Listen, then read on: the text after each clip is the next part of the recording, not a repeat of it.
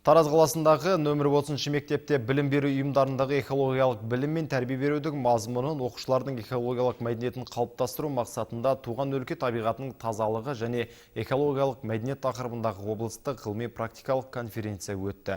Әлем бойынша экология мәдениетін қалыптастыру мен қоршаған ортаны сақтау бағытында түрлі жобалар жүзеге асып, жұмыстар атқарылуда. Әсіресе өскелең ұрпақ бойына экологиялық мәдениетті қалыптастыру алдағы межелердің бірі. Бүгінгі білім ошағындағы оқушылармен өткен келелі кездесуде соның дәлелі. Конференцияда сала мамандары бүгінгі қоршаған ортаны қорғаудағы өзекті мәселелерді атап өтті. Оқушылардың дайындап келген ғылыми жұмыстарын көріп, оң бағасын берді. Мұнан өзге жасыл ғаламшар акциясы өткізіліп, мектеп ауласына 7 қарағай ағашы мен 50 терек ағаштарын отырғызды. Жиын соңында үздік деп танылған экологиялық бағытта жұмыс жасап жатқан мектептер, секция жұмысына қатысқан мұғалімдер облыстық оқу-әдістемелік кабинеті мен Ақбұлақ қоғамдық бірлестігінің сертификаттарына ие болды. Бүгін өткізіліп жатқан шараның мәні зор.